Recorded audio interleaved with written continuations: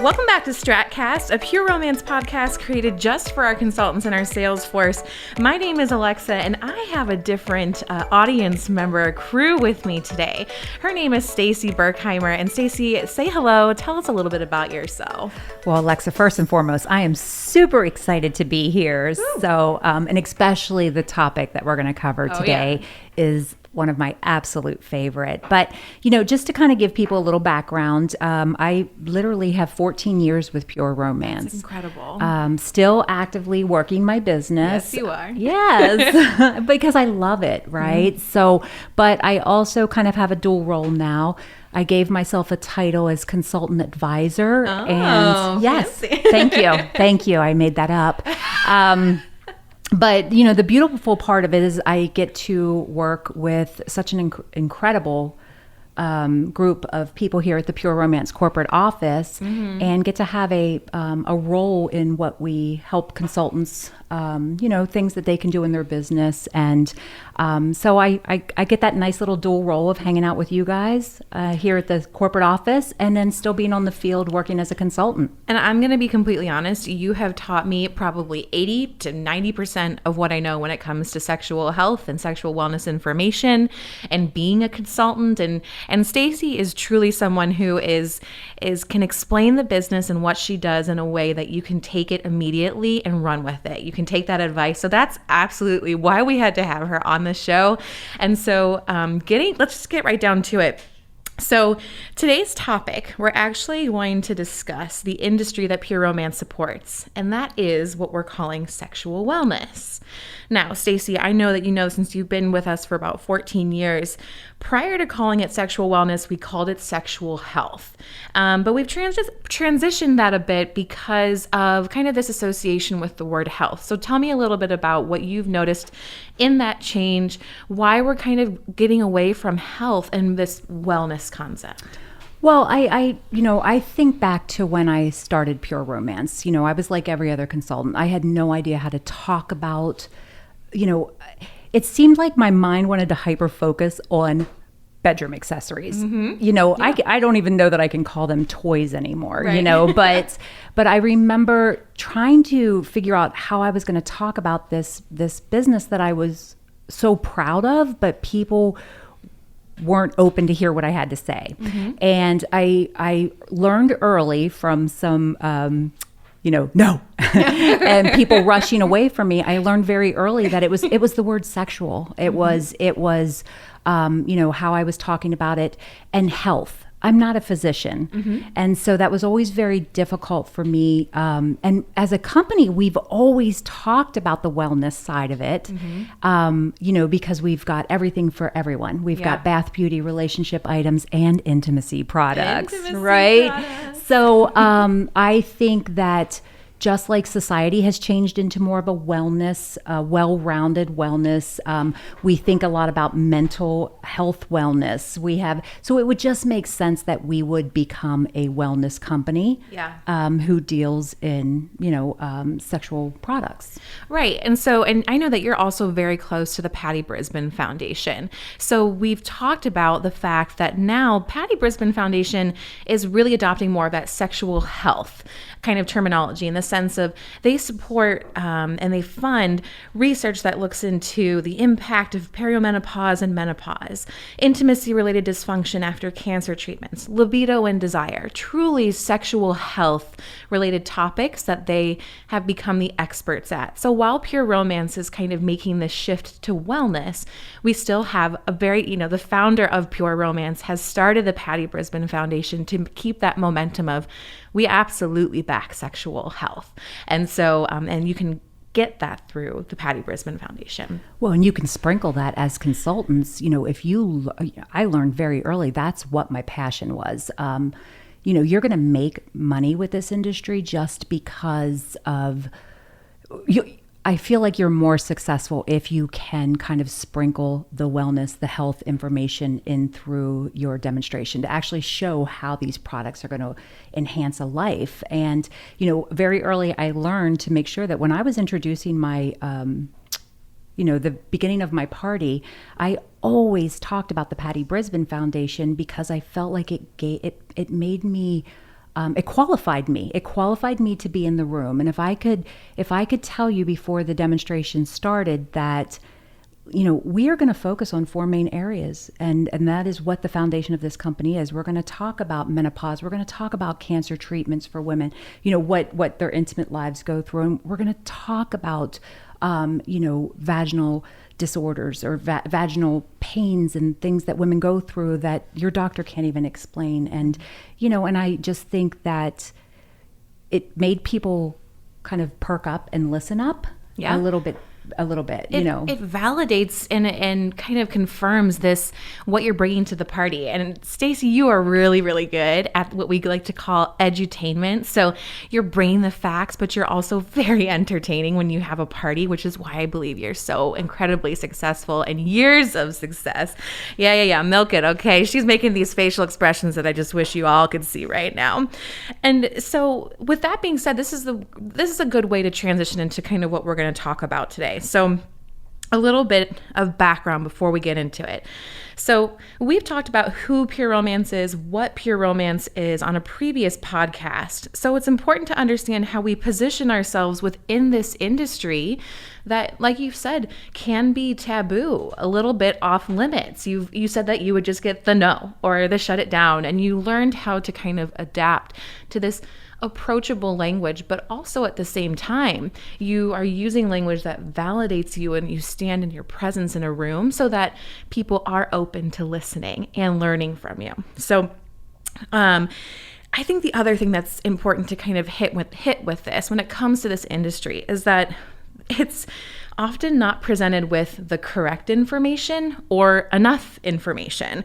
So there are individuals who we react or respond to or engage with or we sell to can often be misinformed. And I think based off of your personal experience, even just in the shopping room with customers, you may have found that you have customers who are coming to you saying that they've learned something that they never even knew before about themselves, or that you're helping them kind of zero in on what may be the thing that can help their relationship and intimacy with themselves or with their partners.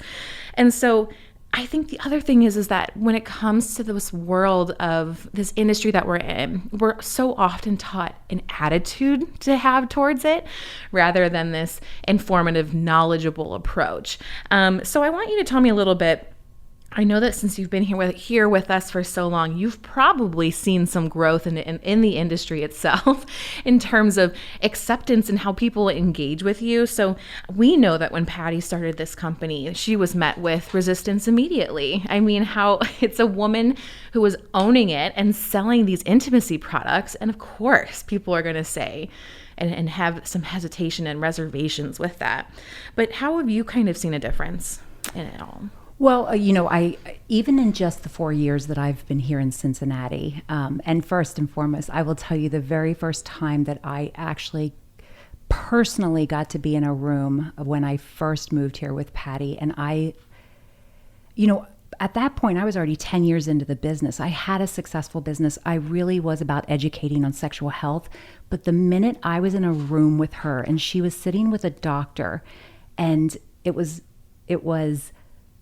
she was wowing this physician, and we had heard this through my career, that, a lot of the physicians in this arena, GYNs, they have 3 credit hours. They don't really understand women's wellness, sexual health. Mm-hmm. And it was just one of those, it reaffirmed that I had another 20 years left with Pure Romance. Yes. And because the one thing I will say, Patty stays on top of this stuff, and she sure does. And that's why this company has been so successful. And I believe that, she has worked so hard to make sure that we do represent in a way. I read a lot. Yes, you do. I love to read. I feel like you're going through 1 or 2 books a week every time you come in and you ask me if I've read it. I do, but I'm literally reading a business book right now that just talks about getting to someone's why. Mm-hmm. And it just kind of got me back, into the business. And it says, we're an intimate business. That's what we are. People can buy their products from anyone. What sets this company apart is how much we care about what we're providing to our clients. Yes. And that's what makes these consultants so successful is it's paired with these products, and then you're explaining to people how to use them. And that's what, Patty has provided us with. Yes. That. And I would say even on the corporate side, the amount of questions that it's a good thing when consultants come to us and say, I had a customer who had this question and I just want to give them the right answer, or do we have any resources on this? There is this care that they're offering that it doesn't exist in an industry that can just say, here's a bedroom accessory, hope it works out for you. Do you know what actually, when I first started the business, I was still active duty. Mm-hmm. I very early, sexual trauma. So I hated sex. I really did. And it was the business that made me realize that I went to a party and I realized that the consultant was kind of tacky that I went to, but I didn't know that women talked about stuff like this. And so for me, I heard women say things that I thought were wrong with me, that were missing or broken within myself. Yeah. And so 14 years ago when I sat at that party, what was really cool for me was I instantly thought to myself, if I could, since I know I'm not broken and no one's helping me with this, maybe if I could figure this out, I could help other people. Mm-hmm. And I love that mindset. I'm not broken. And that's the thing, is that just introducing that concept to everyone that you interact with this business, no one is broken. There are ways that we can help service you. And if we can't, then we'll make sure that we give you the proper information for those who can. And so we're going to get into that. So, a little bit about Pure Romance overall and really where our consultants fit in. So, and this is kind of going high level here, but our product line allows individuals to feel emotion. Okay, so this is a little deep, but think about it like desirability, empowerment, confidence, and bonus, they can stimulate your body to achieve heightened levels of arousal and pleasure. So we're not just talking about when it comes to a bedroom accessory and vibration and how that can make a sensation feel. We're talking about lubrication and comfort. We're talking about bosom buddy and a little bit of tingly foreplay. So there are these kind of products that you can introduce to allow you to feel these things that you may not have felt in an intimate interaction or experience in a while. Can I just tell you, I went to a cancer support center event. It was a women's breast cancer. Yeah. And there was a psychologist that got up, and it just touched my heart. And this was just recently, and she was talking about lotion. We're talking about skin lotion. Yeah. And one of the things that she teaches her clients is to get back into feeling themselves. Ooh, I love that. And we are talking about, so what she does is she puts hand lotion into their hands, and she wants them to start at their fingertips, and she wants them to feel, because their bodies have changed so much that they are forgetting that they have all these nerve endings in other places. And I loved, it was just one of those wow moments. Again, I could just go back to the wellness side of it. Exactly. Our lotions are amazing. And if we can teach, just that, or not teach, but just share those types of stories with women, wow, how powerful that could be. We're just introducing different experiences of intimacy, things that just and we're going to get to this too, that when an intimate experience doesn't mean just sex, and it doesn't mean that it always has to result in an orgasm. It can mean something as simple as being intimate with yourself and touch and lotion, and just revisiting this body of yours in a way that you just haven't allowed yourself to experience it before. Yes. I love that, Stacey. Okay, well, we're gonna have to introduce that into some demos and the topic of massage. So I think, all of this being said, if we can remember this then, and that what these products allow us to feel and to gain, then we can remember that having a conversation about our product line isn't about how we can sell to an individual.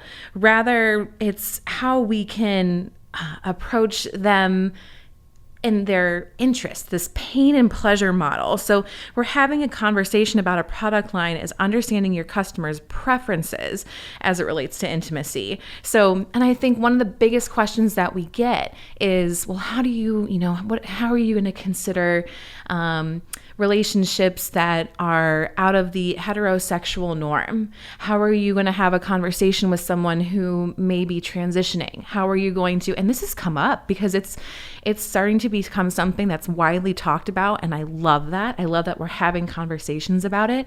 But one of the things, and this is something that you taught me, so I'm just going to echo it, but you're like, why does it matter? It's all about what serves them with pain and pleasure, and how can you navigate the conversation from there.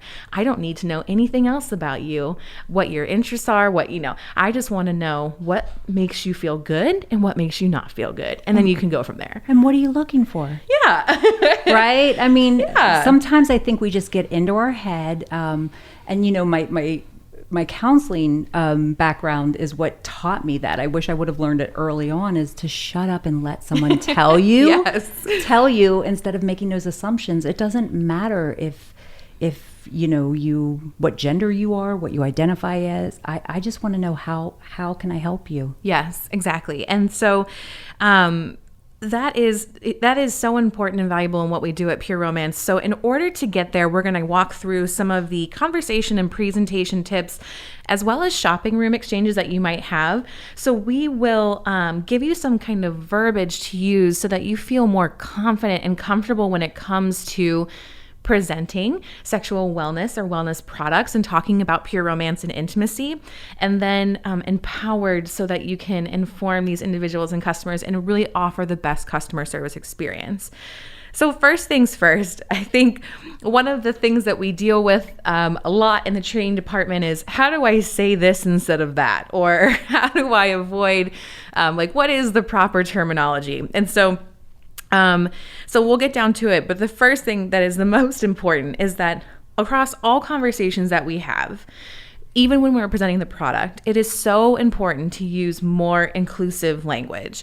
So it's very common even for us, and I'm still trying to break the habit myself because I'm used to saying, hey, ladies, or hey, your girlfriends or whatever. But the thing is that not everyone identifies as women. So if you can use language like folks, how are you people doing? How are your friends doing? Y'all, you can get this a little bit more approachable and get in the habit of it and make it comfortable for you.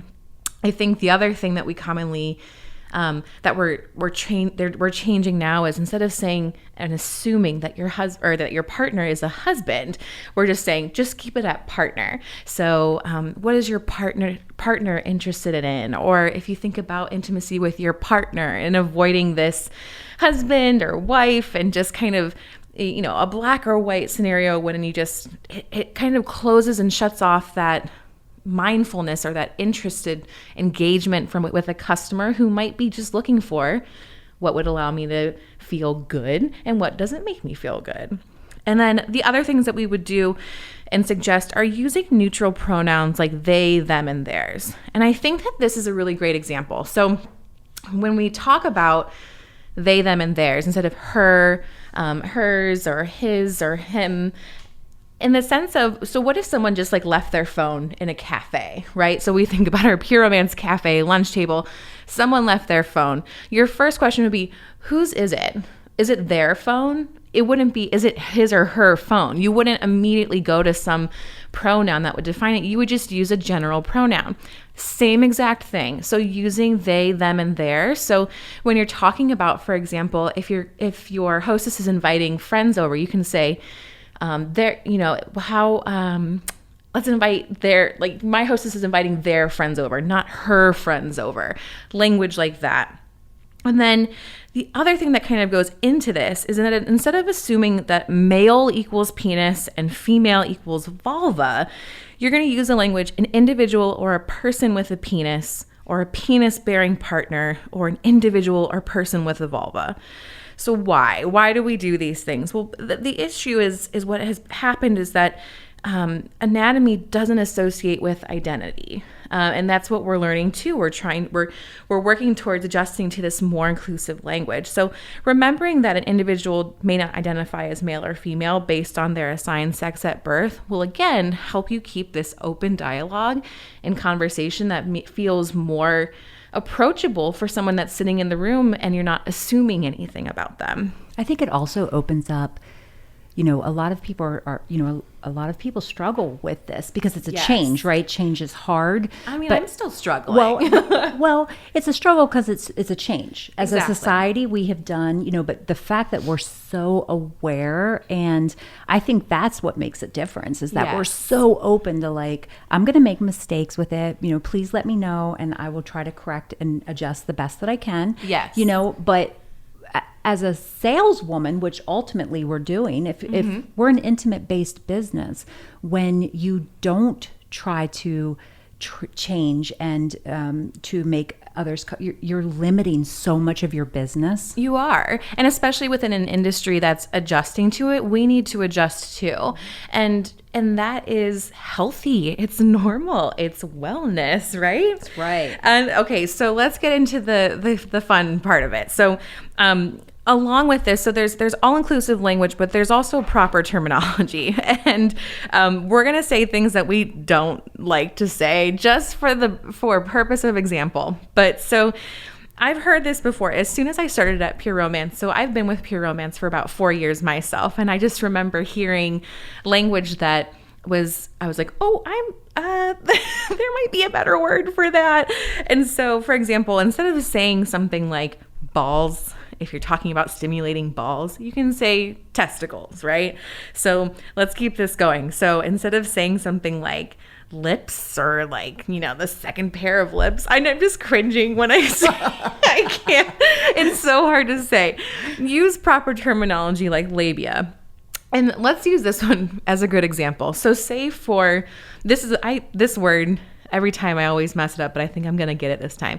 Perineum. Okay, so oftentimes we can hear the word taint. Taint the front, taint the back. Yeah, no. And so perineum might not be a word that you can recall off the top of your head. So when it comes to something like that, we would suggest describing the area that you can stimulate. So the area in between the vaginal and anal canal. Or for for men, you can say the area between the anal canal and the penis. So just as a way to describe the region instead of using a word that you can't remember or a word that really truly isn't the most appropriate. Well, and I always think I love that you use that as an example, as I am someone who mispronounces lots of words with all of my education. But I learned very early. I had a woman who started crying. I was doing a demonstration. I must have said clitoris like 12 times. And so finally, she was a school teacher, and she actually started crying in the middle of my demo. This was years ago. Oh, she said, I feel like such a blank hole because I don't know what a clitoris is. And for me, it was very like, wow, but I didn't want to embarrass her. And so I love the fact that you gave, think about your audience too. A lot of times they don't even, you throw these big words around and they're not going to understand. And I love that you described the area because then they can get a really good picture of that. Yes, exactly. And then that way that they understand more about their anatomy, which helps them, again, with the intimacy with themselves. And if they're exploring intimacy with a partner, how do you guide someone to an area or a region without knowing how to talk about it? Communication is so important when it comes to intimacy. It's often step one before you even become intimate with someone. So the other thing that we like to kind of encourage and avoid are descriptors. So we know that something you can use, you could say the word. I'm trying to avoid it. Can you tell I'm like fumbling over my words here? It's not the P word, is it? The P word? What's the P word? I can't even say it. We were like whispering to each other. Okay, you didn't hear that. So like, it's common to hear the word blowjob. Okay, there, I said it. But the thing is that it's not so approachable. It can be kind of harsh. So we like to call it an oral favor. it's kind of this classy way to approach it. Every time I hear blowjob, I take everything literal.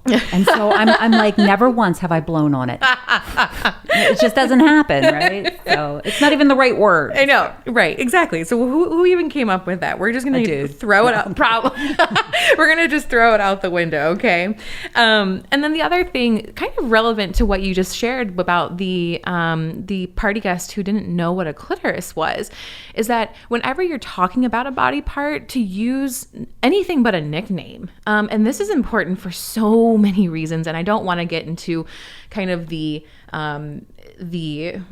real world of if there is abuse or if there's anything like that, you really have to be able to name the body part using a term that is proper, like penis or vagina, instead of something like, gosh, what do we have here? Like if you called your breast the girls, or if you called your vulva your kitty cat or something like that. Meow. I know, I hate it.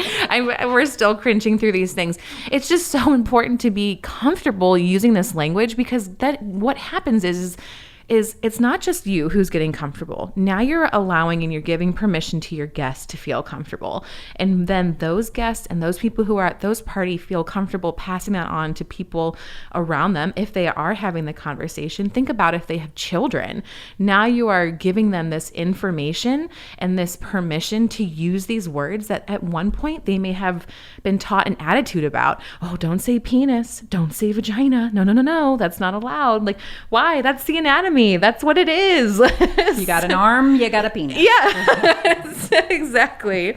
So that's kind of a little bit about when it comes to terminology, the way that you use it at your party really establishes your credibility. And I think the other part that is so important for a consultant is, all of this being said, if someone opens up to you about an issue or an obstacle in their intimate life, what's that process look like for you to respond? So just like someone came to you and said, I don't know what a clitoris is. You didn't react right away. You kind of empathized, and you allowed yourself to recognize that, you know what, that's a difficult thing to bring up. I appreciate you bringing that up with me, that you feel comfortable enough with me to express that, and that you're here to listen, and that you're willing to learn and discover more. And even if you don't know the answer, I think you're encouraging them to have, you're allowing them to say, that's an okay question to ask. Let's have a conversation about it. They have a voice. They sure do. And the other thing is that you're encouraging them then, if the solution can't be met with you, if you can't give them the proper information, or say you get somewhere in a conversation, you're like, really, this should be had with your partner or with your doctor. You can say as a consultant, it's okay to not know the answer, right? So you could say something like, I want to make sure I get you the right answer. So I'm going to do a little bit more research and guide you to what you need. In the meantime, do you feel comfortable having this conversation with your doctor? They have a better understanding of your full medical history. And then again, this is something that you've taught me, but it's so correct. They really do. They're the ones that know really everything that's going on in your life, and they can give you a better and a more well-rounded answer than me as a consultant who's met you for an hour may be able to. And I think it's really important, through the Patty Brisbane Foundation, I've been given so many opportunities to, I never knew the difference between a GYN and a sexual wellness GYN. That's interesting. It would have never occurred to me in the old days to actually look for someone who is going to ask you, how is your intimate life? Yeah. How is your, are you having any problems? And, I go to a lot of these different opportunities that were presented as far as, pure romance consultants and the sexual health information. Sure. And there are people out there that help with sexual wellness. And so a lot of times now what I can say to people is, well, Stacey, I've asked my doctor, and I'll say, does your doctor specialize in wellness? Because what I'd love to do is to, maybe open up your mind and point you in the direction of someone who deals specifically with wellness issues. That's so important, because I think I'm sure you've heard it yourself in a shopping room, is that they may not feel comfortable reaching out to their doctor, or they may say, I have tried this with my doctor.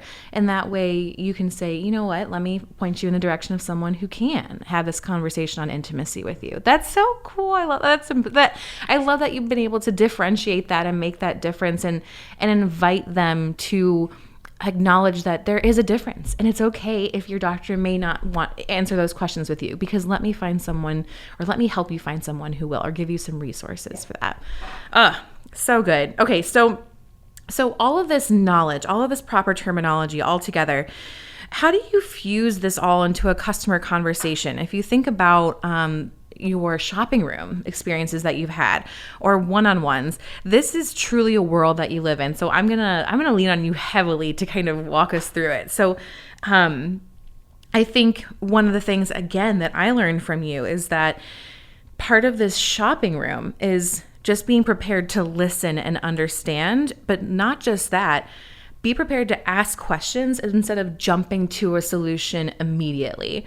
So tell me if someone came to you and says, I'm not able to achieve orgasm, and what do I do? I don't know what to do. How would you kind of navigate that with me? And you know what, that is a question that's asked a lot, but just as all consultants, I've always kind of shared just a little bit of my story. I was 37. I was 37 years old until I actually had an orgasm. I thought it floated around my body. Oh, man. And it somehow missed me. Yeah. You're like, wait, what's happening here? Or it floated here? out of my body. Right. Because I wasn't having these experiences. And so I remember once I started educating myself and I understood how physiologically, our bodies...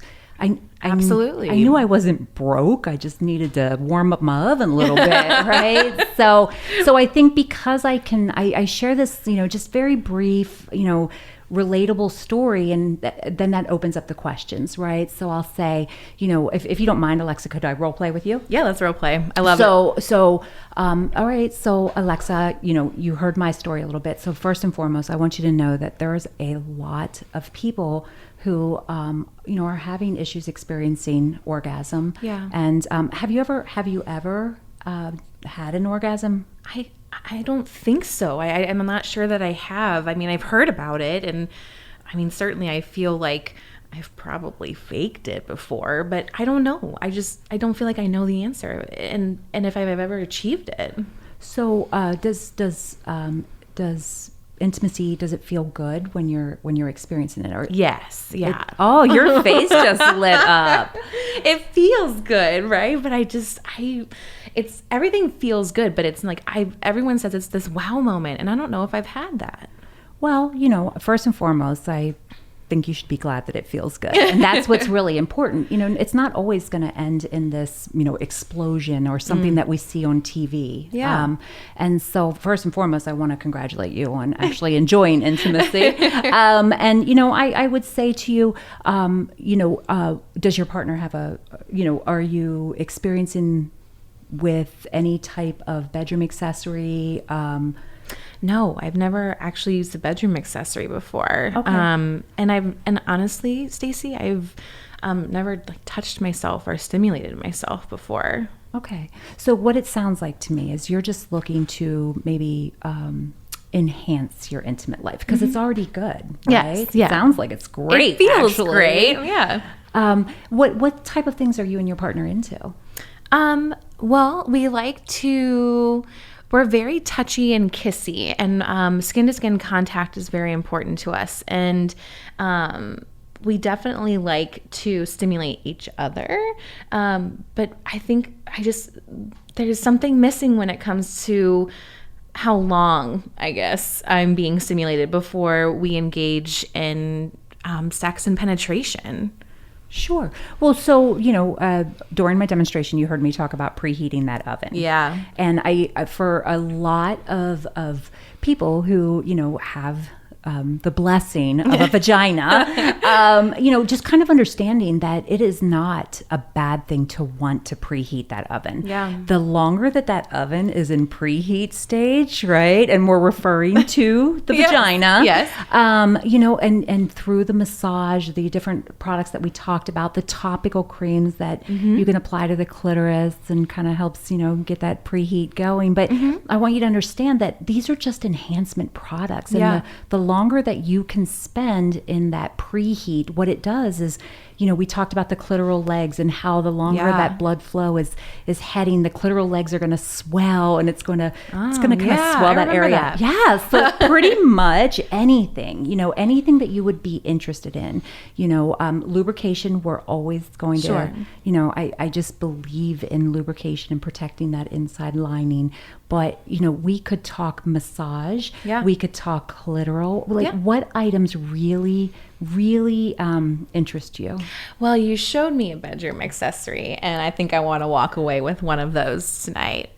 Now, do you see, Alexa, and just how I'm not that was good. I'm not going right to, but I can give you some scenarios that I hear consultants a lot of times they'll ask during, a woman walks into the ordering room and says, I can't have an orgasm. Yes. I've never had an orgasm. And a lot of our consultants' first response is, okay, let's get you an enhancement cream and a toy. Yes. And I think that we just have to understand that let's talk through this. Is there any medications? Alexa, when, have you started any new medications that might be drying the vaginal area? And then we can talk. I always like to take things backwards. Yeah. You're kind of painting this story before providing this final piece of artwork, right? Like you actually, in that exchange, I felt this genuine care and concern that you didn't want to just sell me something right away. You wanted to understand what my needs were, my intimacy. You celebrated the fact that I felt like I was having an intimate relationship but couldn't achieve something, and you took the opportunity to explore, okay, what is it that you're looking to achieve? So, again, back to that, discovering what your client needs are just by asking questions that don't, so you're not assuming anything from them right away. Well, and you have a buy-in. There's a huge difference if I just force a product on you. The fact that, and these conversations don't normally go that long. And a lot of times I know that consultants are probably sitting there like, oh my God, this could go into like 20 minutes. But, I control my party. And so if Alexa, if you and I's conversation is going really long, I've got women wait, I'll say, Alexa, listen, I really want to talk to you about this. Would you mind waiting till I get through the other guests? Yeah. Because I really want to take care of. I mean, I want to make sure that I'm not just rushing you out of here. Yeah, and you're showing that you're being mindful of not only that individual, but her friends or their friends, and you're showing respect for the party in and of itself and inviting them back. I think that's huge, and I know that.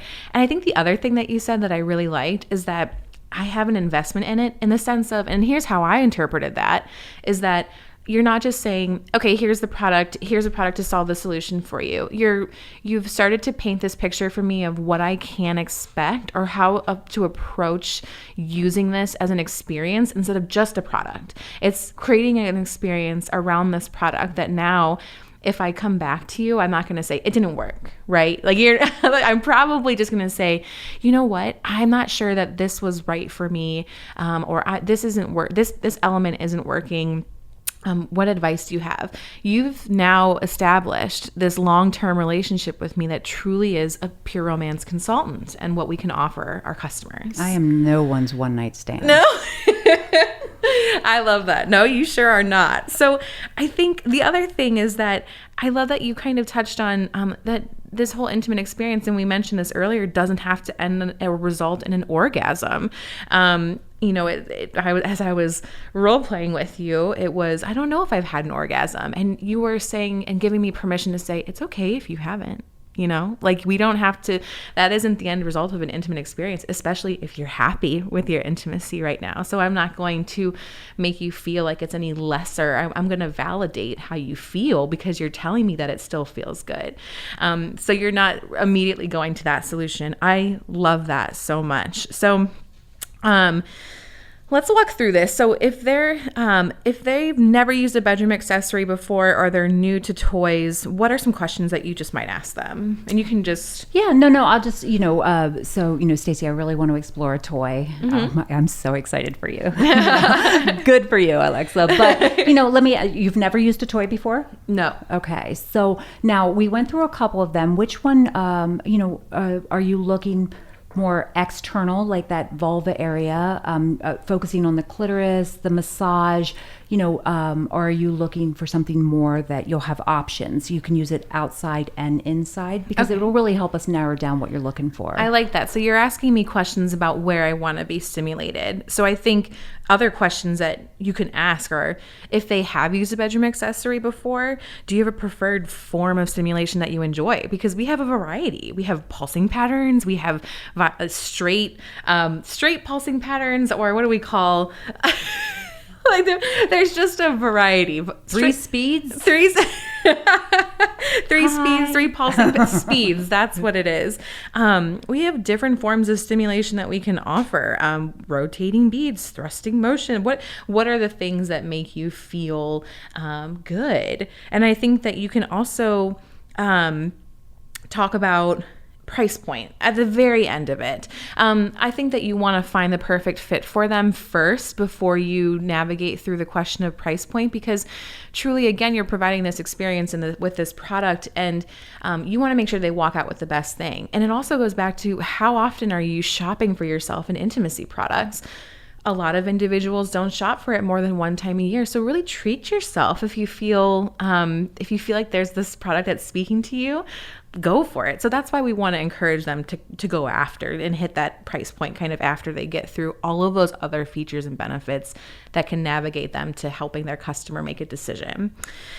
So you mentioned this. So if someone is telling you that they don't feel interested or engaging in sex, you said that you asked the question, are you taking any new prescriptions? What other questions might you ask them?